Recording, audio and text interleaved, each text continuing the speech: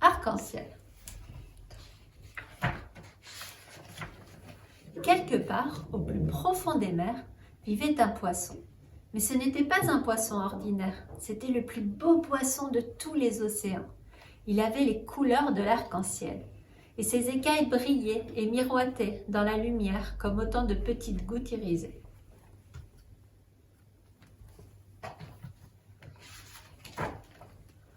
Les autres poissons admiraient ses belles écailles scintillantes, et à cause de ses belles couleurs, ils l'avaient nommé Arc-en-ciel.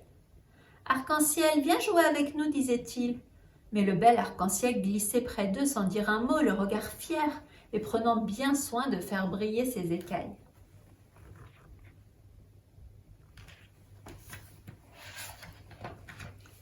Un petit poisson bleu le suivit. « Hé, arc-en-ciel, attends-moi, donne-moi une de tes écailles, elles sont si belles et tu en as tellement !»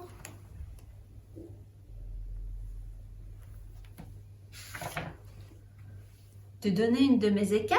Mais qu'est-ce que tu imagines? Allons, oust, dégarpille, s'exclama Arc-en-ciel avec dédain. Effrayé, le petit poisson bleu s'enfuit, d'un coup vif de nageoire. Il raconta aussitôt aux autres poissons sa mésaventure.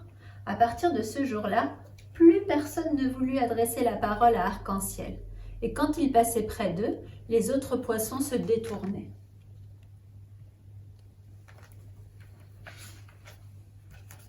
Mais à quoi servent les plus belles écailles du monde s'il n'y a personne pour les admirer? À présent, Arc-en-ciel n'était plus seulement le plus beau poisson des océans, c'était aussi le plus seul. Un jour, il fit part de ses soucis à l'étoile de mer. « Je suis beau, lui dit-il. Pourquoi est-ce qu'on ne m'aime pas ?» L'étoile de mer se tut un instant. Puis il dit « Derrière le récif de corail, il y a une grotte. C'est là qu'habite Octopus, la pieuvre. Elle sait beaucoup de choses. Peut-être pourra-t-elle te donner un conseil. »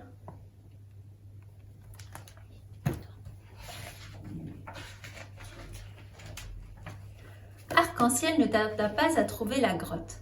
Comme il y faisait sombre, on n'y voyait presque rien. Soudain, il vit briller 2 yeux dans l'obscurité, et 3 bras s'avancèrent vers lui.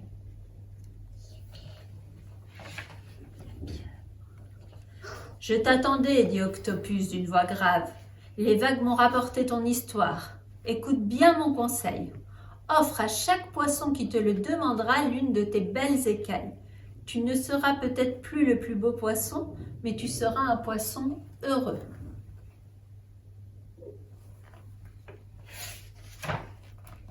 Mais, dit Arc-en-ciel, il ne put rien ajouter de plus, car Octopus avait déjà disparu derrière un nuage d'encre.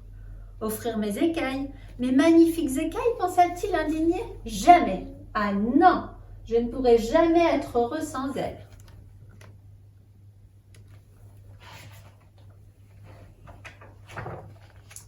Tout à coup, il sentit l'eau vibrer. Le petit poisson bleu était à nouveau près de lui. « Arc-en-ciel, s'il te plaît, sois gentil, donne-moi une de tes magnifiques écailles. » Arc-en-ciel hésita. « Une toute petite, pensa-t-il. Bon, d'accord, mais ça ne se verra pas. »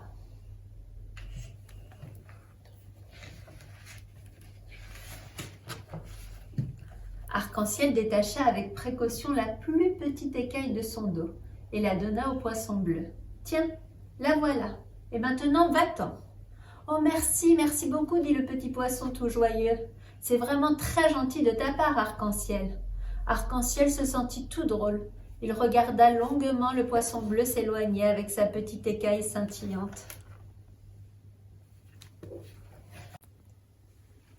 Le petit poisson bleu se promena partout avec sa belle écaille, et tout le monde l'admira.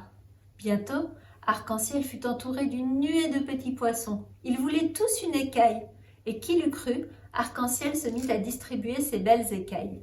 Cela l'amusait même de voir la joie des petits poissons, et plus il voyait scintiller de poissons autour de lui, mieux il se sentait au milieu d'eux.